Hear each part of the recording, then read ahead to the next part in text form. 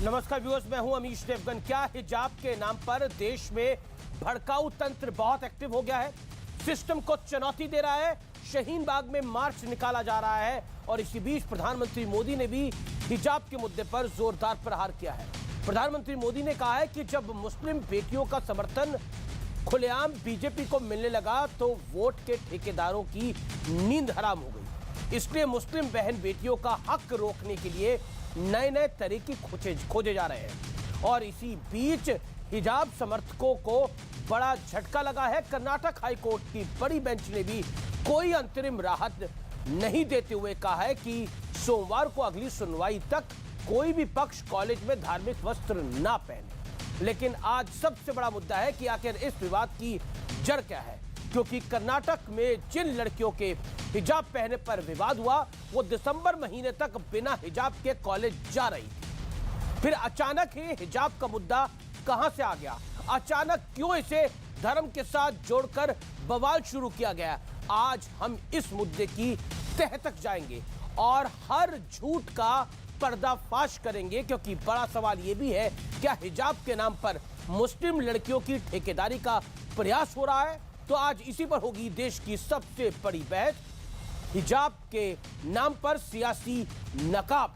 और कुछ देर में हम पूरे हिजाब विवाद में अब तक का सबसे बड़ा खुलासा लाइव भी करने वाले हैं।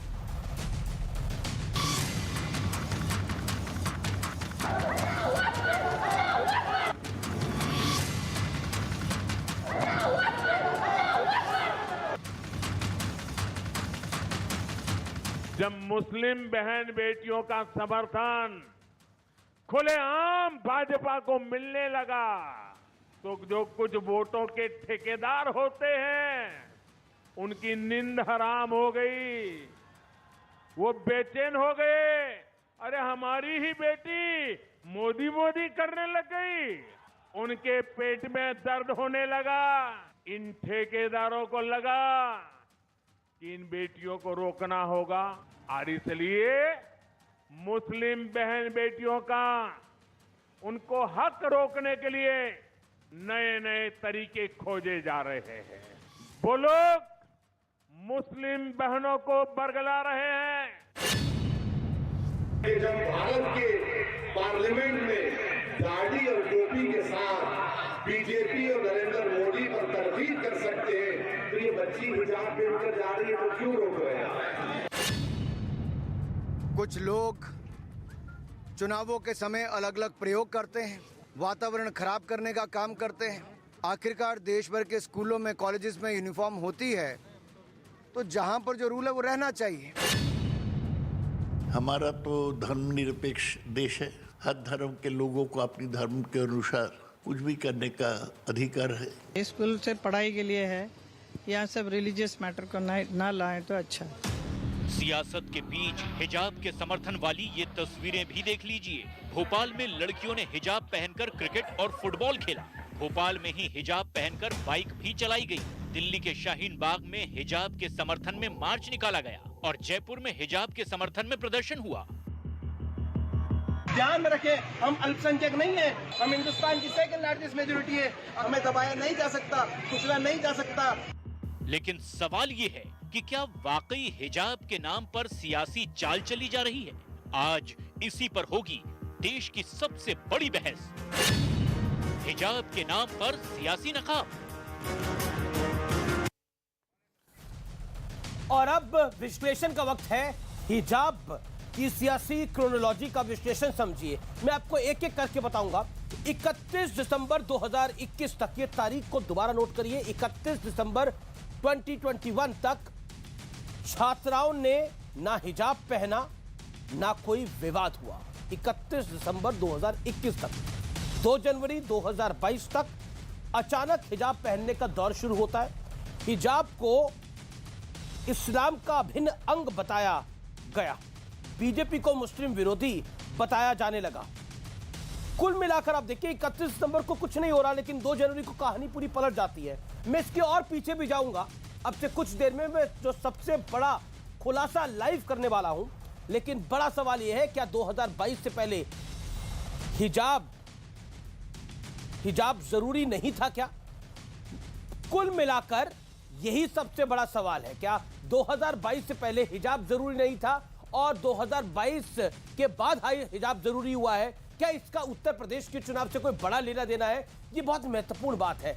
आज इसका मैं विश्लेषण करूंगा। मेरे साथ गौरव भाटिया है, बीजेपी के प्रवक्ता, मेरे साथ रिजवान अहमद है, मेरे साथ सुबुही खान है, मेरे साथ शादाब चौहान है, मेरे साथ तस्लीम रहमानी है। गौरव भाटिया, आप भी वकील हैं पेशे से और रिजवान अहमद भी वकील है। मैं आपको थोड़ी देर के लिए बोलता हूँ, भारतीय जनता पार्टी की जो का दृष्टिकोण है उसको थोड़ी देर के लिए भूलिए, थोड़ी देर के लिए आप अधिवक्ता बन जाइए और मैं आपसे एक सीधा सवाल पूछता हूं, क्योंकि आप सुप्रीम कोर्ट के सीनियर एडवोकेट हैं। भारत का संविधान क्या यह कहता है कि स्कूलों के अंदर हिजाब पहन के जाना चाहिए या फिर उसकी अनुमति दे देता है? अमित जी, देखिए, आपने बड़ा महत्वपूर्ण सवाल पूछा है। सबसे पहले तो मैं ये कहूंगा कि इसको धर्म के चश्मे से नहीं देखना चाहिए, इसको समानता और अनुशासन जो स्कूल में ज़रूरी है, जो शिक्षा का मंदिर है, उसके चश्मे से देखेंगे तो कोई दिक्कत नहीं आएगी। और हमारे संविधान में अनुच्छेद 14 है जो कहता है इक्वालिटी बिफोर लॉ, कानून के सामने सब बराबर है। 15 कहता है कि लिंग, जन्म स्थान और जात और धर्म के नाम पर कोई भेदभाव नहीं हो सकता है। और ये कहते हैं अनुच्छेद 25 कहता है कि अनुच्छेद 25 अधीन है लोक व्यवस्था, सदाचार और स्वास्थ्य के मामलों में कानून लाया जा सकता है। कर्नाटका एजुकेशन एक्ट 1983 से है। अमीर जी, आपने बिल्कुल सही बात कही। 2021 में तो ये हमारी बहनें हिजाब पहन के नहीं आ रही थी, तो ये 22 में एकदम से क्या हुआ? और सबसे बड़ी बात आपके चैनल पे जो मैं कहता हूं, 3 दिन इस मामले में सुनवाई चली। एक जज ने बड़ी बेंच को, खंडपीठ को रेफर किया और 3 जजेस की आज बेंच ने सुनवाई करी। चीफ जस्टिस कर्नाटका हाईकोर्ट के उसका हिस्सा थे। इनको अंतरिम आदेश नहीं मिला, रोक नहीं लगी। इसका क्या मतलब है कि प्रथम दृष्टया ये संवैधानिक है। और कोर्ट ने एक बड़ी जरूरी बात कही, उन्होंने कहा धर्म को कॉलेज और स्कूल से बाहर रखिए। और ये क्यों कहा मैं आपको बताता हूं। संविधान में सबके अधिकार बराबर है। मान लीजिए एक धर्म का व्यक्ति है जो उनकी आस्था है कि हम वस्त्र नहीं पहनेंगे, वो बिना वस्त्र पहने अगर क्लास में आ जाए और वहां पे बैठ के पढ़ाई करना चाहे तो क्या कोई भी बहन हमारी होगी उसको कबूल होगा? इसीलिए सभी को साथ में लेके चले, समन्वय बना के चले, सबसे बड़ा खुलासा करने का, हिजाब विवाद में सबसे बड़ा खुलासा लाइव करने का। मैं आपको बताता हूं ये पूरा घटनाक्रम शुरू कैसे हुआ। व्यूअर्स, थोड़ी देर के लिए रिपोर्ट को थोड़ा अलहदा रख दीजिए। अब मैं आपको बताता हूं ये विवाद शुरू कैसे हुआ। मैं आपको लेके चलना चाहता हूं सितंबर 2021 में। व्यूअर्स, इसे ध्यान से सुनिए। सितंबर 2021, इस तारीख को नोट करिए, सितंबर 2021। कैंपस फ्रंट ऑफ इंडिया ने कॉलेजों में एक मुहिम शुरू की। सीएफआई पर कट्टर सोच वाला संगठन होने का आरोप है। कैंपस फ्रंट ऑफ इंडिया जो है वो सीएफआई है और उस पर कट्टर संगठन होने का आरोप है। सीएफआई ने छात्राओं के लिए सदस्यता अभियान चलाया। कैंपस फ्रंट ऑफ इंडिया पर पीएफआई का हिस्सा होने का आरोप है। मैं दोबारा कह रहा हूं, सितंबर 2021। अब आता हूं अक्टूबर 2021। कैसे ये 2021 में कोई दिक्कत नहीं थी, कोई हिजाब डाल के नहीं जा रहा था, लेकिन 2022 में कैसे हिजाब आ गया? ये पूरी कहानी पहली बार टेलीविजन पर मैं आपके समक्ष रख रहा हूं व्यूअर्स, इसलिए इसे ध्यान से सुनिए। अक्टूबर 2021, हिजाब विवाद में कथित पीड़ितों ने ट्विटर पे अकाउंट बनाया। ट्विटर अकाउंट पर खुद को हिजाब बैन पीड़ित बताया गया। ये पूरी क्रोनोलॉजी को आप समझिए, पूरी सोची समझी साजिश थी। उसके बाद नवंबर 2021 में हम आते हैं। नवंबर 2021 बहुत इंपॉर्टेंट महीना रहा इस पूरे घटनाक्रम के लिए। कथित पीड़ितों पर सीएफआई हैशटैग कैंपेन में शामिल होने का आरोप है। पहले नई शिक्षा नीति के खिलाफ ट्वीट किए गए, फिर बाबरी के समर्थन में ट्वीट किए गए। लाउड स्पीकर से आजान को लेकर भी एक कैंपेन चला जिसका ये हिस्सा बने। यानी कुल मिलाकर पूरा खेल सितंबर में शुरू हो गया, अक्टूबर में इसको परवान चढ़ाया गया, नवंबर में इसको पूरी तरह से लॉन्च किया गया। अब आप आइए जनवरी के अंदर, दिसंबर के महीने में कुछ नहीं होता है, जनवरी में आइए। 2 जनवरी से कई शिक्षण संस्थानों में हिजाब का विवाद हुआ। जबरन कुछ छात्राओं ने हिजाब के साथ घूमने की कोशिश करी। मेरा बड़ा सवाल यह है, यह सब कुछ प्लान था, कर्नाटक की सरकार क्या कर रही थी? Point number 1। और अगर यह सब कुछ प्लान है और यह पूरा प्लान्ड वे में हुआ है, तो इसका मतलब 2022 यूपी चुनाव से पहले पूरी रोटी सेकने की कोशिश हुई है। पहले राउंड का चुनाव था, इस पूरे विवाद को परवान पे चढ़ाया गया। अब मैं बढ़ता हूं आगे। सवाल है, क्या छात्राओं के दिमाग में साजिशन, मैं इसको जिम्मेदारी से शब्द को इस्तेमाल कर रहा हूं, साजिशन, कट्टर सोच भरी गई है? यह सबसे महत्वपूर्ण पॉइंट है। व्यूअर्स, अब आप पे मैं निर्णय छोड़ता हूं।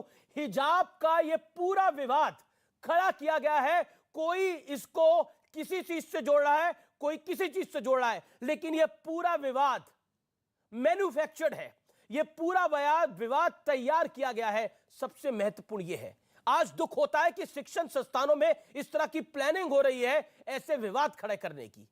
रिजवान अहमद, हमने तो वो भी तस्वीरें देखी हैं, वो तस्वीरें मेरे पास हैं, आपने भी देखी होंगी, जब सद्दाम हुसैन के साथ भी बिना विवाद, बिना हिजाब की महिलाएं खड़ी होती थी उसी स्कूल और कॉलेज के अंदर। लेकिन एक दौर आया कि वहां पर भी हिजाब आया। हम बनाना क्या चाहते हैं? यह खुलासा जो इस समय न्यूज 18 पर हम कर रहे हैं, यह बहुत महत्वपूर्ण है।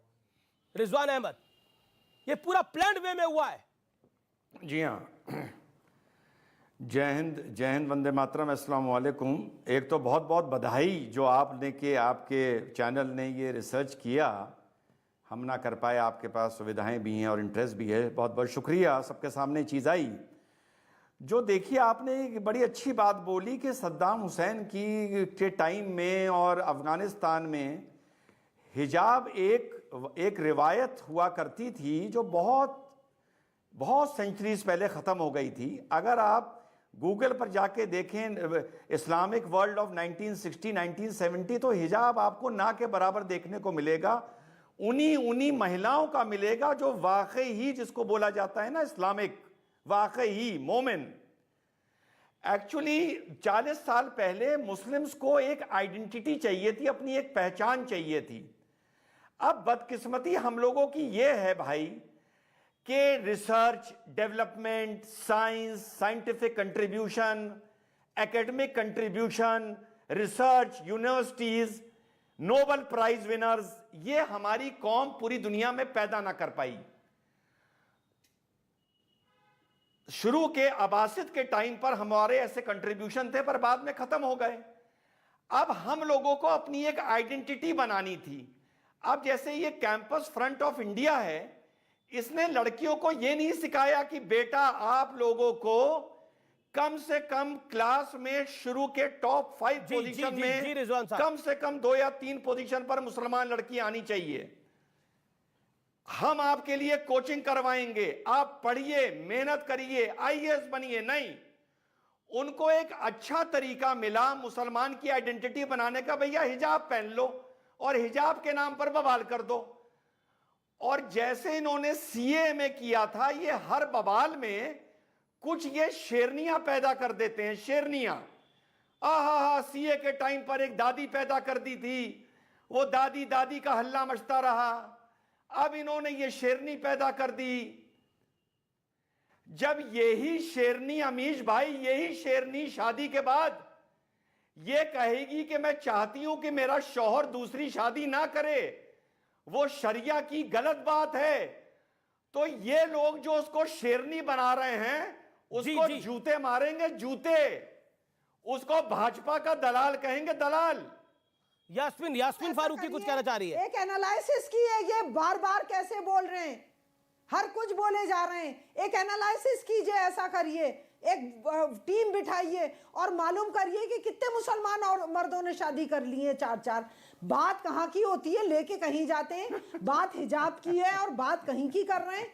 जो बात है उस पे, मुद्दे पे बात करिए ना। अच्छा, हिजाब 4 शादियां, 3 शादियां, बात हिजाब की है यहाँ पे, और आप 4 शादियों पे जा रहे हो। मुझे आज से ये एनालिसिस चाहिए कि किस मुसलमान आदमी ने 4 शादियां कर रखी हैं। मुझे इसका पूरा डेटा चाहिए। मैंने तो 2 बोला था, आप 4 पे कैसे पहुंच गई? मैंने तो दूसरी बोला था, आप 4 पे कैसे पहुंच गई? बोलने से पहले, अरे मैंने तो दूसरी बोला था, आप 4 पर कैसे पहुंच गई? एनालिसिस कर लें आप तो। मैं तो 5 पे भी पहुंच जाऊंगी। जाइए, आइए, ऐसा करिए, मेरे यहाँ राजस्थान में आइए, मैं आपको बांसवाड़ा लेके चलती हूँ और तब आपको पता चलेगा कि एक एक आदमी के 6-6 बीवियां हैं। आइए बात करते हैं जब पूरा दुनिया भर की आप पर उसके लिए कानून है। अच्छा, आप 2 शादी का समर्थन करती हैं नहीं करती हैं बताइए? आप मुसलमान मर्द की 4 शादी का समर्थन करती हैं नहीं करती हैं बताइए? अरे आप मुसलमान मर्द की 4 शादी 3 शादी का समर्थन करती हैं नहीं करती हैं? नहीं, आपको ऊंचा सुनाई देता है तो क्या? आपने पर्सनल लॉ में इसकी आवाज उठाई? और मुझे वो पर्सनल लॉ में आपने इसकी आवाज उठाई? आप कौन होते हैं? मैं पर्सनल लॉ में आपने इसकी आवाज उठाई? लोग को टारगेट करने वाले हो। बात का जवाब लीजिए, बात का जवाब लीजिए। हंसने से आप क्या पर्सनल लॉ की बात मेरे से क्यों कर रहे हैं? उन लोगों से कीजिए। आप क्या मस्खरे हैं क्या जो हंस रहे हैं? क्या कोई मजाहिया ड्रामा चल रहा है यहाँ पे? आप एक संजीदा मैटर पे बात कर रहे हैं, आप एक संजीदा बहस पे एक संजीदा चैनल पे ऐसा बात कर रहे है? हैं। आप ऐसा है? ये संजीदा मैटर सिर्फ कर्नाटका के स्कूल का है? ये राष्ट्र का मुद्दा आप लोगों ने बनाया है? ये संजीदा मैटर सिर्फ कर्नाटका के एक स्कूल का है? राष्ट्र का मुद्दा इसको आपने बनाया है। मुसलमानों का मुद्दा इसको आपने बनाया है। ये राष्ट्र का मुद्दा नहीं है, ये राष्ट्र का मुद्दा नहीं है, ये मुसलमान का मुद्दा नहीं है। इसको मुद्दा आप लोगों ने बनाया है। ये सिर्फ कर्नाटका के एक स्कूल का मुद्दा था, एक स्कूल का। आप उसको स्कूल का मुद्दा रहने दीजिए। ये इस्लाम का मुद्दा नहीं है, ये राष्ट्र का मुद्दा नहीं है। इसको राष्ट्र का मुद्दा आप लोगों ने बनाया है। रिजवान अहमद इंतजार। औरत क्या चाहती है आप तय नहीं करेंगे क्या? मर्द तय करेंगे कि कोई औरत क्या चाहती है? वो हिजाब नहीं, बिल्कुल मर्द तय नहीं करेंगे। मैडम सुनिए, बिल्कुल मर्द आपकी जुबान में कोई मर्द नहीं तय करेगा औरत क्या करेगी। बिल्कुल आपने सही कहा, कोई मर्द नहीं तय करेगा औरत क्या करेगी। एक बात मुझे बताइए, स्कूल के अंदर एक सेकेंड मैडम सवाल तो सुनना पड़ेगा ना। देखिए यास्मीन जी, आपने बोला कि कोई मर्द नहीं तय करेगा। आपकी बात को मैं वाजे करता हूं, आपकी बात का मैं समर्थन करता हूं कि कोई मर्द नहीं तय करेगा कि औरत को क्या करना चाहिए, लेकिन किताब भी तय नहीं करेगी। और जो किताब में है नहीं कि भारत के संविधान में क्या होगा। क्या स्कूल कॉलेजों के अंदर कोई रामनामी सवाल सुन लीजिए मैडम सवाल सुन लीजिए, पूरी ईमानदारी से सवाल सुनिए। पहले आप सवाल सुनिए। कोई रामनामी की चादर डालकर आए और कोई हिजाब डाल के आए, क्या तमाशा बनाना है स्कूल कॉलेज को? क्या करना चाहते हैं आप? रामनवमी की चादर तो क्यों? हिजाब सिर्फ सर कवर करना है। अगर कोई औरत में क्यों हिजाब हो, मुसलमान हो, क्रिश्चियन हो। अच्छा ये बताइए, हिजाब अच्छा सर कवर करना है? ये दिसंबर 2021 तक जरूरी नहीं था और 2022 जनवरी से जरूरी हो गया। 2021 दिसंबर में भी हिजाब जरूरी होगा ना, 2022 से कैसे जरूरी हो गया? मनीष चिल्लाओ मत। मैं चिल्ला नहीं रहा, सवाल पूछ रहा हूं आपसे। वो एक साल वही जवाब दे रही हूँ। वो 1 साल से ऑलरेडी हिजाब पहन के आ रही थी। नहीं 2 जनवरी पहली बार वो हिजाब डाल के आई। 2 जनवरी को पहली बार हिजाब डाल के आई। मैडम आप चेक करिए, क्रॉस चेक करिए फैक्ट्स को। मैं क्रोनोलॉजी पूरी बता रहा हूं। सितंबर 2021 में पूरा ड्रामा शुरू हुआ, अक्टूबर 2021 में परवान चढ़ा, नवंबर 2021 के अंदर बाबरी के समर्थन में ट्वीट किए गए और जनवरी 2022 2 जनवरी तारीख को नोट करिए और क्रॉस चेक करिए, 2 जनवरी को हिजाब डाला गया। क्यों? अगर हिजाब जरूरी था तो दिसंबर में क्यों नहीं? वो बराबर हिजाब में आ रही थी। नहीं आ रही थी। आप गलत बोल रहे हो। वो अच्छा एक बात बताइए, अब तो कोर्ट ने भी रोक लगा दी है ना। अभी तो कोई धार्मिक कपड़े नहीं डाल के आएगा, ना कोई हिजाब डाल के आएगा, ना कोई भगवा कपड़ा लेकर आएगा। उसको मानती है आप? करवाएगी बीजेपी, जो चाहेगी करवाएगी। उसको मानती है आप? बीजेपी के इलेक्शंस हैं, वो बीजेपी के इलेक्शंस हैं वहां की। मुझे एक बात का जवाब दे दो मनीष, कि जहां बीजेपी की गवर्नमेंट है वहीं तमाशे क्यों हो रहे हैं, कहीं और तमाशे क्यों नहीं हो रहे? अच्छा ओके, सुबुई खान का सिर्फ जवाब दे दो। क्योंकि तकलीफ ही वहीं हो रही है जहां बीजेपी की सरकार है। आप ये कहना चाह रही है मुसलमानों को आपके लिए तकलीफ वहीं हो रही है जहां बीजेपी की सरकार है। सुबुई खान, मैं गौरव भाटिया आपसे जवाब लूंगा। सुबुई खान जी अमीश, सबसे पहले तो मैं इनको ये एडुकेट कर देना चाहती हूँ कि लोकतंत्र में इलेक्शन किसी एक पार्टी के नहीं होते हैं, इलेक्शन पूरे देश के लिए होते हैं। मतदान हमारा एक ना ही सिर्फ अधिकार है बल्कि हमारा कर्तव्य है हमारे देश के प्रति। तो पहले अपनी थोड़ी अवेयरनेस बढ़ाइए। दूसरी बात, जब हम बात करते हैं हिजाब के इशू पे, तो इसमें हमें रिलीजियस पर्सपेक्टिव से अगर हम बात करें आप सवाल तो उठाएं, कुरान जवाब में सुनते कहीं जाइए भी ना, भागिए मत। मेंशन नहीं है बुर्के का, नकाब का या हिजाब का। बात हुई है सिर्फ यास्मीन अपनी जी, रुकिए। शर्मगाहों को कवर करने की, अपने प्राइवेट पार्ट्स को कवर करने की। तो ये हमारा धार्मिक अधिकार है इस तरह की चीजों को लाकर मुसलमान महिलाओं को वर्गलाने की या भड़काने की या भारत में एक द्विराष्ट्रवाद की भावना रुकिए, जागृत करने की रुकिए। कोशिश न यास्मीन करें। फारूकी कहाँ जा दूसरी रही है? बात आपने होती है सवाल पूछा, जवाब तो संवैधानिक सुनेंगे अधिकारों ना। की। जी अमीश, दूसरी बात ये लोग करते हैं संवैधानिक अधिकारों की। हमारे संविधान में अनुच्छेद 12 से अनुच्छेद 35 मौलिक अधिकारों की बात करते हैं, लेकिन कोई भी अधिकार एब्सोल्यूट नहीं है। आर्टिकल 25 हमें हमारा मजहब का पालन करने का, प्रचार करने का, प्रसार करने का, प्रवचन करने का अधिकार देता है, लेकिन हमें कुछ कंडीशंस माननी होती हैं, तब हम वो अधिकार एक्सरसाइज कर सकते हैं। सार्वजनिक व्यवस्था यानी पब्लिक ऑर्डर, नैतिकता यानी मॉरलिटी, और डिसेंसी यानी कि शिष्टता। बिकनी पहनना भी महिला का अधिकार है, लेकिन वो बिकनी पहन के कोई शॉपिंग मॉल नहीं जा सकती है या किसी मंदिर मस्जिद गुरुद्वारे में नहीं जा सकती है। जिस जगह आप जा रहे हैं पब्लिक प्लेस में, वहां का आपको एक कोड ऑफ कंडक्ट, एक वहां के रूल्स, कायदे कानून मानने पड़ते हैं। अगर आप बात करते हैं कि हाँ ये राइट टू रिलीजन है, तो आप अलीगढ़ मुस्लिम यूनिवर्सिटी में या जामिया मिलिया इस्लामिया में पढ़ने वाले गैर मुसलमान छात्रों को ये राइट टू रिलीजन क्यों नहीं देते हैं? वहां पे आप शेरवानी और शलवार कमीज पहनने के लिए मजबूर क्यों करते हैं? एक आखिरी सवाल मैं पूछना चाहती हूँ अमीश, जो लोग नकाब को प्रमोट करते हैं, आप इमेजिन करिए कि आपके घर में कोई डोरबेल बजाए एक नकाबपोश व्यक्ति, क्या आप बिना उसकी पहचान देखे अपने घर में घुसने देंगे? अपने घर की सुरक्षा के लिए हम इतना संजीदा होते हैं, लेकिन हम समाज में और देश में चाहते हैं कि घूमते फिरें। इन सवालों के जवाबों पर मनन करिए तार्किक तौर पर, तब कहीं जाके आपको समझ आएगा कि हो क्या रहा है। एक आपने इंपॉर्टेंट पॉइंट को रखा, मैं शादाब चौहान को चर्चा में लेके आना चाहता हूं। शादाब चौहान और तस्लीम रेमानी दोनों इंतजार कर रहे हैं। शादाब, मैं आपसे जानना चाहता हूं, मूलतः ये बात इस्टेब्लिश हो रही है कि ये पूरी कहानी को गढ़ा गया, इस पूरी कहानी को बनाया गया, इसका लार्जर गोल यही था, तमाशा बनाना। अगर हिजाब जरूरी था तो वो 2021 में भी जरूरी होना चाहिए था, वो 2022 में भी जरूरी होना चाहिए था। लेकिन फैक्ट्स ये कहते हैं कि 2021 में हिजाब नहीं था, लेकिन 2 जनवरी 2022 को हिजाब आ गया। क्या इराक बनाना चाहते हैं हिंदुस्तान को? अल्हम्दुलिल्लाह आज मैंने अपने सुनिए अल्हम्दुलिल्लाह आज मैंने अपने मताधिकार का प्रयोग करके जन विरोधी राम विरोधी पार्टी के खिलाफ वोट किया। आप सभी से भी अपील की वोट करिए। अब आता हूं आपके सवाल पर हिजाब पे। हिजाब पहनना हो या हमारे हिंदू भाई हाथ में कलावा पहनते हैं, तिलक लगाते हैं, और सिख भाई टर्बन पहनते हैं, सिख नन जो डॉक्टर होती हैं वो भी कवर करके रखती हैं, क्या सबको खत्म करके भारत के कल्चर को खत्म कर देंगे आप?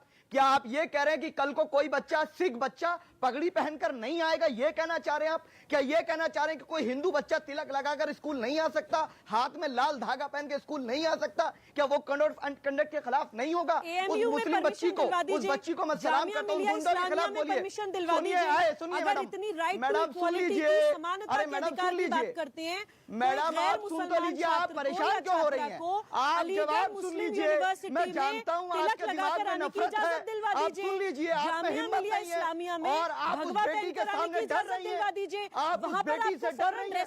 उन गुंडों के खिलाफ बोलने की हिम्मत नहीं है आपकी, उन गुंडों के खिलाफ बोलने की हिम्मत नहीं है आपकी। जो गुंडे उस बेटी के सामने खड़े होकर नारे लगा रहे थे, उनके खिलाफ बोलने की हिम्मत नहीं है। हिजाब कोरोना को रोकता है, हिजाब कोरोना को भी रोकता है, और उन गुंडों के खिलाफ बोलने की किसी की मेरे सवाल का देखिए, एक सेकंड गुंडों के खिलाफ। अरे आपको शायद जानकारी नहीं है, जहां भगवान राम के नारे लगाए जा रहे थे, आप वहां की बात कर रहे हैं। उन्हीं लड़कों ने उस लड़की को फिर जाने भी दिया, उन्हीं लड़कों ने लेकिन मैटर वो है ही नहीं। मैटर इस समय ये है, 2021 में हिजाब जरूरी नहीं था, अब हिजाब जरूरी हो गया है। आपने बोला टीका कलावा, टीका कलावा, कलावा तो हम सब डालते हैं, टीका और कलावा और सिख टर्बन। देखिए सिख टर्बन जो है ना, उनके धर्म का हिस्सा है, धर्म का हिस्सा है। हिजाब तो धर्म का हिस्सा भी नहीं है, कुरान का हिस्सा नहीं है ना। होना चाहिए, सबका सम्मान होना चाहिए, सबका सम्मान होना चाहिए। और हमारी बेटियां हिजाब के लिए लड़ेंगी, मुकाबला करेंगे 1000 अमीश देवगन का, मुकाबला करेंगे 1000 नरेंद्र मोदियों का, योगी का, सबका मुकाबला करेंगे। हमारी बेटियां कमजोर नहीं है। अरे हमारी आपको भड़काने का काम है कि आपका समझाने का काम है? अधिकार है। किससे मुकाबला करना है? हिजाब पहनने के लिए कौन मना कर रहा है? हिजाब पहनिए, शॉपिंग मॉल में हिजाब पहनिए, घर में हिजाब पहनिए, हिजाब पहन के सोइए, हिजाब पहन के जाइए। किसने हिजाब के लिए मना करा? लेकिन स्कूल का ड्रेस कोड मानेंगे नहीं मानेंगे? बताइए। अपनी आजादी होगी। स्कूल का ड्रेस ना, क्या आजादी चाहिए आपको? क्या नहीं लागू होगा? क्या कलावा बंद करोगे? क्या टीका बंद करवाना चाहते हैं अमीश देवगन? क्या चाह रहे हो आप? सिख भाइयों के अधिकारों को छीनना चाहते हो आप? क्या हिंदुओं के अधिकारों को छीनना चाहते हो आप? उस बेटी को 1000 मरतबा सलाम। रिजवान और गौरव भाटिया, गौरव भाटिया पहले आप, Gaurav Bhatia reply, Gaurav Bhatia reply, then तस्लीम रेमानी। गौरव भाटिया। देखिए अमीश जी, अभी आपने एक सवाल किया था, ये क्या बनाना चाहते हैं? ये भारत को बनाना, रिपब्लिक बनाना चाहते हैं, और जो भारत बनेगा नहीं, और किताब ही तय करेगी कि बना क्या चुके होगा। हैं आप। नरेंद्र मोदी किताब जो है नरेंद्र संविधान मोदी बना की, चुके हैं। प्लीज शांत 25,000 लोग मर गए देखिए, भूखमरी से। एक बात बोलूंगा, छोटे भाई हो, बीच में मत बोला करो, बंदर की तरह मत बीच में उछला करो। तुम्हारी बारी में कोई नहीं बोला, अच्छा नहीं लगता। नहीं, आपका इंसान चर्चा में भाग लेते हैं, तर्कों से एक दूसरे की बात काटते हैं। ये कोई मदारी यहाँ नहीं है, डमरू बजा रहे तो तुम बंदर हो चल रहे। चुप हो जाओ, चुप। नहीं, मदारी उधर है। बोलूंगा अपनी बात, फिर तुम बोलना। अच्छा लगे। हाँ तो शांत हो जाओ, पहले पढ़ो लिखो, अभी पढ़ा रहा हूँ, अभी संविधान पढ़ा रहा हूँ, सुनो। हाँ तो मैं भी छोटा भाई बोल रहा हूँ, मैं छोटा भाई मानता हूँ तुम्हें, बीच में मत बोलो, सुनो। देखिए होता क्या है अमीश जी, ये लोग जब भी कोई बदलाव आना होता है, भारत को आगे बढ़ना होता है, तो हस्तक्षेप करते हैं और रोड़ा बनते हैं, और फिर कहते क्या है, हमारे धर्म में हस्तक्षेप हो रहा है। अरे भैया ये बताओ, इलेक्शन कार्ड बनने हो अमीश जी, तो कहते हैं कि नहीं बनेंगे। मद्रास हाईकोर्ट ने कहा बिल्कुल पर्दा नशी औरतें भी चेहरा दिखाएंगी, क्योंकि सुरक्षा का मामला है, पारदर्शिता का मामला है। जब एयरफोर्स में जाना हो हमारी बहन को, हम चाहते हैं वो रफेल उड़ाए। क्या हिजाब पहन के, नकाब पहन के उड़ाएगी? पाकिस्तान को ठोकने के लिए कहेगी रुक जाओ, नमाज का समय हो गया, मैं रफेल में नमाज पढ़ूंगी? अरे सोचा करिए हम क्या बोल रहे हो। तीसरी बात, सर्वोच्च न्यायालय ने प्री मेडिकल टेस्ट था, हिजाब पहनने की अनुमति मांगने हमारी बहनें गई। सर्वोच्च न्यायालय ने कहा तुम्हारा धर्म इतना कमजोर नहीं है कि एक मेडिकल टेस्ट बिना हिजाब के दोगे तो खत्म हो जाएगा। और ये बात मैं आज समझाना चाहता हूं इनको, हर बात पे धर्म ले आना। अरे अगर तुम्हारे हक है तो हमारे भी हक है। आप रोड रोक देंगे, कहेंगे मैं नमाज पढ़ूंगा, हमारे हक का क्या? हम उस रोड से जाना चाहते हैं। सुबह आप अजान पढ़ेंगे, हमारा बच्चा स्कूल जाना चाहता है, उसकी नींद खराब होती है। सबके अधिकार एक साथ चलते हैं समन्वय बना के। और अंत कर रहा हूं, मैंने एक सवाल पूछा था, एक धर्म विशेष के लोग हैं, उनके धर्म में मान्यता है कि वस्त्र धारण नहीं करेंगे, क्या क्लास में बैठाएंगे उन लोगों को साथ में? वो कहेंगे हमारा धर्म है। कैसे चलेगा देश? आपस में लड़ाई करेंगे। ये लोग दंगे कराना चाहते हैं, इनकी सोच दंगाई है, और जो चुनाव चल रहे हैं उसमें सांप्रदायिकता घोलने का काम कर रहे हैं। और अंत एक और बात याद आ गई, प्रियंका वाड्रा गांधी से कहिएगा स्कूल में बिकनी भारत में नहीं पहनी जाती, इटली में पहनी जाती होगी। वो ये सब बातें ना करे जो ओछी, घटिया और हल्की मानसिकता दिखाती है। ठीक है, मैं तस्लीम रेमानी आपके पास आता हूं। देखिए कार्यक्रम को मैं आपको मौका दूंगा, शदाब आगे। तस्लीम रेमानी रुकिए। तस्लीम रेमानी, लड़ाई अगर लड़नी है तो लड़कियों को अच्छी शिक्षा की लड़ाई लड़ी जाए, क्योंकि बोला गया ना हमारी बेटियां लड़ेंगी। बेटियों को लड़वाइए, बेटियों को अच्छी शिक्षा के लिए लड़ाइए, बेटियों की आजादी के लिए लड़वाइए। लेकिन लड़ाई करवाना चाह रहे हैं हिजाब के ऊपर, बंधन के ऊपर।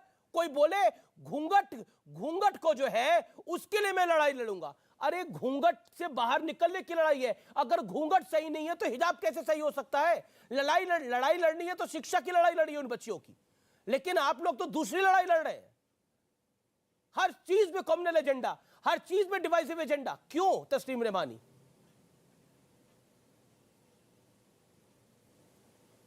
आप बोल चुके हैं क्या? जी बोलिए। क्या मैं शुरू करूं? जी अच्छा। जी। एक्चुअली मसला सिर्फ हिजाब का नहीं है। अभी गौरव भाटिया ने जितनी सारी चीज़ें कोट की हैं, मैं तो 25 मिनट से सुन ही रहा हूं, उसमें उन्होंने हिजाब के अलावा नमाज का जिक्र भी किया है, उन्होंने अजान का जिक्र भी किया है, उन्होंने और बहुत सारे इस्लाम, उन सबका है मसला। मसला ये है कि इस मुल्क में मुसलमान नमाज भी ना पढ़ें, यहाँ पर अजान भी ना हो, यहाँ पर कुरान की भी तिलावत ना हो, यहाँ कोई हिजाब भी ना पहने, किसी किस्म की कोई आइडेंटिटी इस्लाम और मुसलमान के नाम पर गौरव भाटिया और इनके गैंग को नहीं चाहिए। इनको चाहिए कि सबके सब लोग, इनका गैंग चाहता है कि सबके सब लोग इन्हीं की जो पद्धति है उसी को फॉलो करें। और इसके लिए वजीर आजम तक, जो इस मुल्क के वजीर आजम सबसे सम्मानित पद है, दूसरे नंबर का, वरगलाते हैं खड़े होके इलेक्शन की रैली में। चूंकि इलेक्शन जीत नहीं सकते, मालूम है कि फर्स्ट फेज में 58 सीटों में से 18 जीतनी मुश्किल हो रही हैं, इसलिए आप उठा के ले आए एक रिलीजियस इशू। मुझे ये हिजाब, दो अलग इशू है, हिजाब एक इशू है, यूनिफॉर्म एक दूसरा इशू है, दोनों अलग अलग इशू है। लेकिन चर्चा यूनिफॉर्म पे नहीं हो रही, चर्चा हिजाब के ऊपर हो रही है। मसला यूनिफॉर्म का है कि यूनिफॉर्म के का पार्ट हिजाब हो सकता है या नहीं हो सकता, वो कोर्ट तय करेगा। मैंने तो तमाम कल भी सब अपने ट्विटर पे भी कहा और सबसे कि कोई आप प्रोटेस्ट में मत आइए, कोर्ट को तय करने दीजिए। हालांकि कोई बड़ा इशू भी नहीं है ये, लेकिन इसको लेकर प्रधानमंत्री पहुंच गए सहारनपुर। इससे साबित हुआ कि आप इसका एक पॉलिटिकल मिल्किंग भी करना चाहते हैं, नंबर एक शॉर्ट टर्म में, और लॉन्ग टर्म बेसिस पे आप इस्लाम के ऊपर हमला भी करना चाहते हैं। और इस हिजाब में आप भी, आप भी हिजाब में, अमीश देवगन और मैं भी हिजाब में हूँ, और जितने लोग बैठे सब हिजाब में। हिजाब का मतलब किसी भी चीज को ढकना होता है, इसके अलावा कुछ नहीं। ठीक है, ठीक है, तो हिजाब में तो आप जायज बात कह रहे हैं कि हिजाब का मतलब और ये भी अगर और जो होता है, इस्लाम पर हमला करना चाहते हैं, इस्लाम पर हमला करना चाहते हैं, नमाज भी रोकना चाहते हैं, लेकिन मैं आप ही से पूछना चाहता हूं, वो निर्वस्त्र कम्युनिटी आखिर कौन से स्कूल में पढ़ाई जाती है? क्या वो जाहिल है? अगर बंद करके नमाज पढ़ी जाएगी तो वो गलत ही होगा ना? या आप किसी गलत बयानी से काम ले रहे हैं? एक सेकंड, सड़कें बंद करके अगर नमाज पढ़ी जाएगी तो वो गलत तरीका होगा ना? आप पढ़िए नमाज। रिजवान, ठीक है, तस्लीम रबानी, आपने एक लॉजिकल पॉइंट उठाया। Let me get a answer. Okay Rahmani साहब, there is a time left, अभी आपको समय और मिलेगा। देखिए, आपने बोला, मैंने आपने बोला ये इस्लाम पर अटैक करना चाहते हैं, इस्लाम पे अटैक कर सकते हैं। ओके रिजवान, जवाब तस्लीम रहमानी की बात का। 1400 साल पहले जब बैटल ऑफ सिफिज में हजरत अली जीत रहे थे, तो मुसलमान मुनाफिकों ने अपनी ढाल पर कुरान शरीफ की आयतें बांध ली थी कि उनके सीने पर कोई तलवार ना मारे। यह हिस्टोरिकल फैक्ट बता रहा हूं। 1400 साल बाद मुसलमान वही काम करता है। जब मुसलमान की कुरीतियों पर, उसके ऐबों पर, उसकी गलत बात पर सवाल उठाओ तो तुरंत कुरान को, इस्लाम को, हजूर को ढाल बना लेता है कि तुम इस्लाम पर हमला कर रहे हो। अमीर जी, इनकी इन बातों पे ना आइएगा, ये आपको गुमराह करने के लिए ऐसी बातें बोलते हैं। पहली बात। दूसरी बात, मैं रहमानी साहब से एक बात पूछना चाहता हूं। शादाब तो छोटा सा बेबी है, उससे क्या पूछूं? अगर अल्लाह अकबर बोलने वाली शेरनी थी, तो क्या रहमानी साहब ये मानते हैं कि शाह बानो, जो आज से 35 साल पहले सुप्रीम कोर्ट गई अपने हक के लिए, क्या वो शेरनी थी?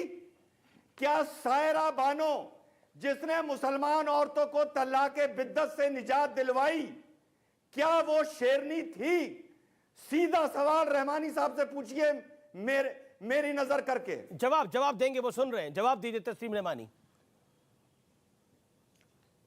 देखिए रिजवान साहब आधी अधूरी नॉलेज के साथ यहाँ बैठ के आलिम दीन खुद को बताने की कोशिश करते हैं। मैं तो आलिम दीन हूँ नहीं, मैं तो एक पॉलिटिकल वर्कर हूँ, लेकिन चूंकि एक प्रैक्टिसिंग मुस्लिम हूँ, इसलिए इस्लाम के बेसिक टेनेंट्स जानता हूँ। जिस वाक़े का ये जिक्र कर रहे हैं वो तारीख़ इस्लाम का एक वाक़या है, और वो वहाँ पर नेज़ों पे कुरान उठाया गया था इसलिए कि जंग रोकना चाहते थे। इसलिए नेज़ों पे ये गलत बयानी से काम ले रहे हैं और अपने हिसाब से उसको ट्विस्ट कर देते हैं। इस्लाम अच्छा, खतरे में कभी नहीं था, आज भी शेरनी नहीं। थी या गौरव नहीं भाटिया थी? क्या इस्लाम खतरे में लाएंगे? नरेंद्र मोदी जी क्या इस्लाम खतरे में? मोहन भागवत क्या इस्लाम? ये इनके बस की बात सायरा नहीं है। बानो, शाह कभी बानो शेरनी या तो है या मंगोल नहीं और है? तातारी इस्लाम को खतरे में नहीं ला सके। ये रिजवान और ये सायरा बानो ये या शाह गौरव बानो भाटिया, शेरनी है या मोदी नहीं जी है? और भागवत ये क्या लाएंगे? इनके बस की बात नहीं है। वी सायरा बानो या शाह बानो शेरनी है या नहीं है? और सच कभी बढ़ता नहीं है। सच कभी कोई नहीं मार पाता है। सायरा बानो चाहे और शाह जितनी बानो गलत बयानी शेरनी से है काम या करें, नहीं है? मेरे सवालात गौरव भाटिया से थे कि वो जिस निर्वस्त्र कम्युनिटी की बात कर सायरा रहे बानो थे, और क्या शाह वो बानो कम्युनिटी इस देश में शेरनी है या जारी नहीं रखी जा है? रही है? या वो अरे किस जवाब कम्युनिटी दीजिए की ना तस्लीम रेमानी। है? सायरा सायरा बानो बानो, या सायरा शाह बानो, शेरनी हाँ, है ये या कम्युनिटी नहीं है? मानते नहीं मानते? जरा बताएं उस कम्युनिटी का नाम। अरे कमाल है, मतलब इवेट कर रहे हैं क्वेश्चन कंप्लीटली। एजुकेशन नहीं, रहमानी साहब, आप रहमानी साहब, सायरा बानो, शाह बानो शेरनी है या नहीं है? इधर उधर मत दौड़िए।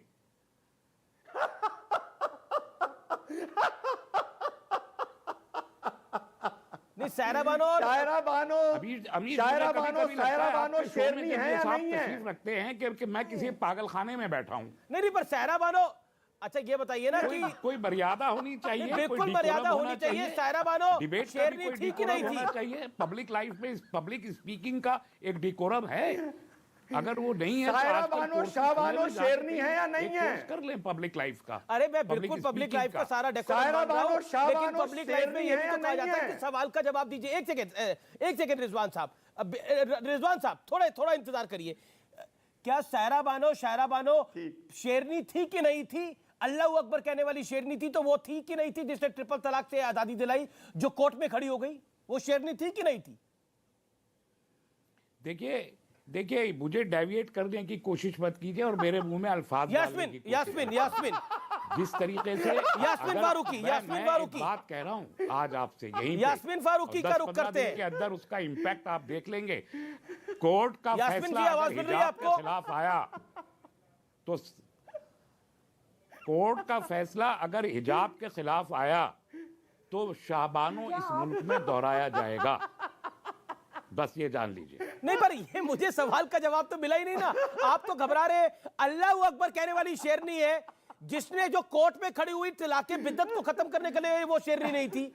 जो कोर्ट में खड़ी हुई अपने पति के खिलाफ, वो शेरनी नहीं थी जिसका फैसला पार्लियामेंट ने पलट दिया, वो शेरनी नहीं थी। क्योंकि ये मानसिकता को एक किसके फारसी करता है? की बड़ी मशहूर कहावत है, नहीं जवाब जाहिला देखिए अब कौन जाहिल है, कौन जाहिल है, कौन जाहिल नहीं है, ये तो पब्लिक देख रही है। कौन जाहिल है, कौन जाहिल नहीं है, पब्लिक देख रही है, कि मुझे देश देख रहा है। पढ़े लिखे लोग होते होंगे आप। नहीं पढ़े लिखे, लेकिन आप अच्छा आप इसमें अनपढ़ वाली क्या बात है? तो मैं इसमें अनपढ़ वाली क्या बात है? अनपढ़ वाली बात कौन कर रहा है? मैं एक जाहिल आदमी का क्या जवाब दूं? और नहीं, मैंने ये कहा कि कोर्ट का फैसला हिजाब के खिलाफ आया। यूनिफॉर्म हिजाब अलग है, मैं बार बार कह रहा हूं। Uniform Yasmin Farooqui all audios down, Yasmin Farooqui on screen and सुबुई Khan and Gaurav Bhatia on screen. Okay Yasmin ji, मेरा बड़ा माजरत से आपसे सवाल है और इसका आप जवाब दें, मुझे उम्मीद है आप देंगी। क्या जिसने तलाक़े बिद्दत खत्म कराया सायरा बानो, वो शेरनी थी कि नहीं थी? क्योंकि अल्लाह अकबर वाली को तो शेरनी कहा जा रहा है। ये लोग मेरी बात सुनिए, बीजेपी वालों का पहला एजेंडा है बात को हटा देना, मकसद से हटके बात करना, और वो इन सब में माहिर हैं। मेरा यहाँ मसला है हिजाब, कौन शेरनी थी, कौन नहीं है, कौन गीदड़ है, कौन क्या है, मेरा मसला नहीं है। मेरा मसला है हिजाब, मेरा मसला है लड़की की तो बात हो रही है, मेरा मसला है उसकी पसंद। मैं हिजाब की प्रॉब्लम की बात कर रही हूँ। वो मेरा मसला है कि उसका पसंद है, उसकी नापसंद है। क्या ये चार लोग बैठ के मर्द ये तय करेंगे क्या ना औरत हिजाब पहनेगी, नहीं पहनेगी, साड़ी पहनेगी, स्कर्ट पहनेगी, शलवार कमीज पहनेगी? ये आप तय करोगे सब बैठ के? ये उसे खुद की जिंदगी जीने दो, उसको ये तय। हिजाब एक कवर करना है, किसी को पसंद है घूंघट में रहना पसंद है, उसे रहने दो। अगर वो जैसे रहना चाहती है, मुद्दों पे से मत हटो। जी यास्मीन जी, आपकी बात वो कह रही है कि औरत की मर्जी है वो हिजाब पहने ना पहने। जी यास्मीन जी ने अमीश, कहा। अब अपनी बात के लिए कह तो रही औरत की मर्जी है हिजाब पहने ना पहने, लेकिन मेरे जैसी मुसलमान महिलाएं जो नहीं करना चाहती हैं हिजाब, अपने बाल खोलना चाहती हैं या फिर अपनी मर्जी से हिजाब करना चाहती हैं, प्रॉपर जगह पे हिजाब करना चाहती हैं, सिर्फ सुबह नमाज आपके पढ़ने के बाल वक्त हिजाब किसने करना चाहती हैं, बांधे? पब्लिक लाइफ में नहीं सुबह करना चाहती। बच्चे आपके उनको बाल ये लोग किसने काफिर बांधे? बोलते हैं, उनको ये लोग किसी ने कहते नहीं हैं कि बांधे ये तो आपके मुसलमान बाल ही नहीं अभी है, तक। ये तो मुसलमान ही नहीं है।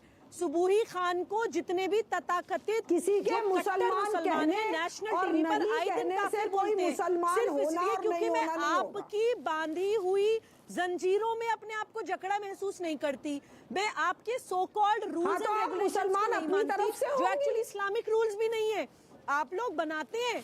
अमीश, एक उदाहरण दे रही हूँ, अभी सामने अरे चुनावी मंच भाई, चल रहा है तो आपका मत न्यूज़ 18 मानो। का, ठीक है, दूसरों पे मेरा मत रिलीजियस थोपो। फ्रीडम है, दूसरों क्या पे मैं वहां मत पर जाकर थोपो। कुरान की तिलावत करने लगूं? दूसरों पे मत थोपो। एक आप कोड अपनी ऑफ मर्जी कंडक्ट, करो। कोई रूल्स एंड आपका दिल चाहे जो रेगुलेशंस, पहनो। कोई पब्लिक डेकोरम, अभी रहमानी अच्छा, साहब बात कर रहे थे, यास्मीन आप जिस जगह पर ऑल ऑडियोज डाउन मौजूद हैं, पीसीआर, ऑल ऑडियोज डाउन। एक सेकंड सुबुई खान, एक सेकंड। यास्मीन, आपसे मेरा सवाल है, यास्मीन को स्क्रीन पे रखिए, यास्मीन को स्क्रीन पे रखिए। आप कह रही हैं ये बीजेपी वाले कर रहे हैं, बीजेपी वाले नहीं कर रहे। आप ये कहने की कोशिश कर रही है कि हिजाब डाल के मुसलमान पक्का हो जाता है, अगर बिना हिजाब के स्कूल चली जाएंगी तो वो मुसलमान नहीं रहेंगी लड़कियां। और ये समस्या 2021 में नहीं थी, 2022 जनवरी से क्यों शुरू हुई, इसका कारण क्या है? ये गलत है, ये गलत है। वो साल भर से हिजाब पहन के आ रही थी। आप नहीं। पानी पीजिए आप। गलत कह रहे हो। वो साल भर से हिजाब पहन के आ रही थी। हिजाब में इस्लाम नहीं है। तो फिर क्यों इसके लिए इतनी जिद? स्कूल के अंदर कोई हिजाब डाल के आएगा, कोई रामनामी चादर लेके आएगा, सिस्टम को हम क्यों खराब करना चाहते हैं? मेरा पॉइंट यही है। बीजेपी वाले, अच्छा ठीक है, आपको लगता है बीजेपी वाले ऐसा कर रहे हैं? वाले क्योंकि इशू बना रहे हैं। गौरव भाटिया, बीजेपी वाले ऐसा कर रहे हैं, ठीक है ठीक है, आपने बोला ना गौरव भाटिया, 30 सेकंड में छोटा सा रिबटल, 30 सेकंड गौरव भाटिया। देखिए अमीश जी, आपकी अनुमति हो तो मैं थोड़ा एनालिसिस करना चाहता हूं, क्योंकि ये लोग चाहते हैं कि भारत की जो मुस्लिम बच्चियां हैं ना, उनका डायलिसिस हो जाए, और इसीलिए एनालिसिस करते हुए मैं एक बात आपको बताता हूं। और आप सिर्फ ये कहती हैं कि मर्द क्यों तय करेंगे। मैडम थोड़ा धैर्य आप रखिए, पानी इतने पीजिए, परेशान आपका गला हो खराब उनके है। लिए कि आप लाश है। चाहते हो आप तय करोगे। अरे आप सुनिए तो, धैर्य कैसे रखें? हमारी बहनें इन्होंने हैं, क्यों नहीं बर्बाद कर परेशान दिया होंगे हमें। आप इस अमीर जी शांत करा दीजिए, कैसे उत्तर अभी देगा कोई? अब फिर मैं भी इनके गला खराब अभी है, मैं भी वैसे मुद्दे से हट के बात एनालिसिस करती तो कर हूँ। लूं। अभी दिल्ली में एक अरे एनालिसिस तो कर दूं अभी मैडम, दिल्ली में आप ही एक से महिला प्रश्न के है। साथ चलिए आपसे इतना प्रश्न बुरा हुआ, उस वक्त पूछिए। कहाँ सुनिए थे? सुनिए, प्रश्न सुनिए। उस वक्त कहाँ थे ऑल जब इंडिया दिल्ली में मुस्लिम माहौल पर्सनल लॉ खराब बोर्ड हुआ? जिसकी आप मेंबर हैं, ट्रिपल मैं बात तलाक नहीं करती, जब खत्म, बोर्ड की बात नहीं करती, मैं बोर्ड ये की बात देखिए नहीं चिल्ला करती, रही मुझसे है। मेरी अब बात देखिए करती। बौखलाई हुई है कि नहीं? मैडम मत करिए, हंस अच्छा नहीं नहीं लगता। रही, मेरी हंस बहन, नहीं बड़ी रही, बहन, हंस नहीं माता रही, जी, चिल्ला दादी, चिल्ला के हंस दादी, नहीं रही, शेरनी, चिल्ला के हंस नहीं आप रही। तो शेरनी है।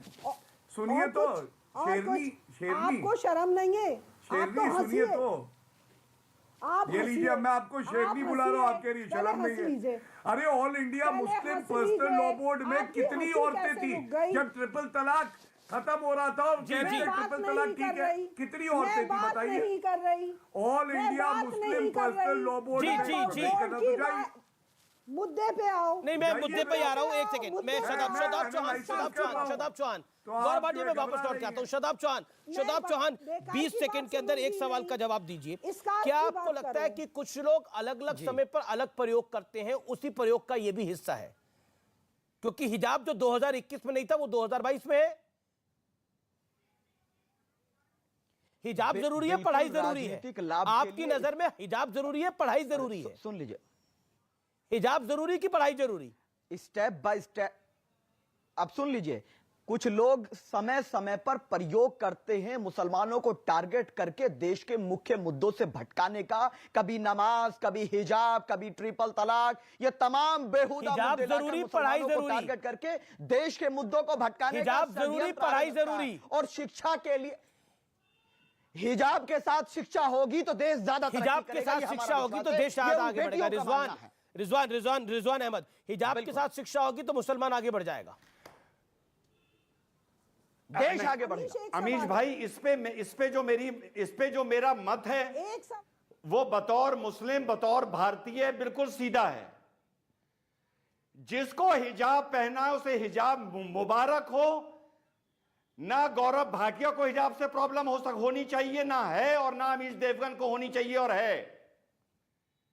जो भी संस्था, जो भी स्कूल, जो भी ऑफिस, कुछ भी जो हिजाब की अनुमति दे रहे हैं, वहां मुसलमान औरत हिजाब पहने उसे मुबारक हो।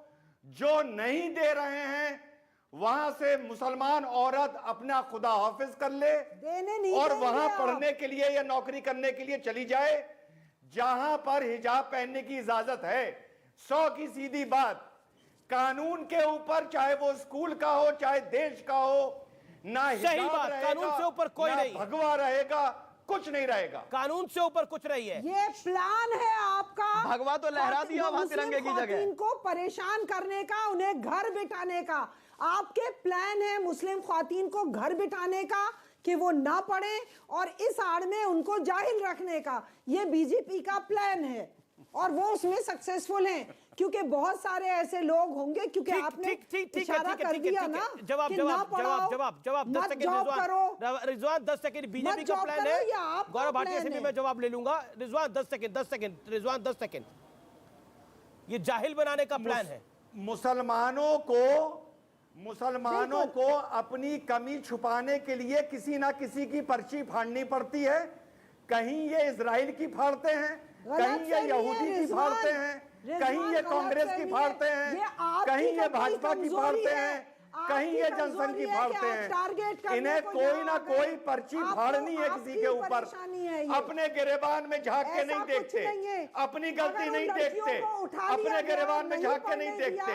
किसी ना किसी के नाम पर इनको पर्ची फाड़नी है बस। मुझे समझ में नहीं आ रहा, ओके गौरव भाटिया 10 सेकंड। देखिए, उन लड़कियों को अगर उठा लिया गया पढ़ने से, मुस्लिम बच्चियों को पीछे रखना चाहते हो, कौन जिम्मेदार होगा? सुनिए, ये हलाला करा के 4 बीवियों में से एक बना के ट्रिपल तलाक करवा के हिजाब। बहुत बहुत शुक्रिया आपका हमारे साथ जुड़ने के लिए। इस चर्चा को मैं यही समाप्त करता हूँ। फिलहाल आर पार में इतना ही, लेकिन सोच के देखिए, हिजाब ज्यादा जरूरी हो गया किताब से, यानी पढ़ाई से। अफसोस है।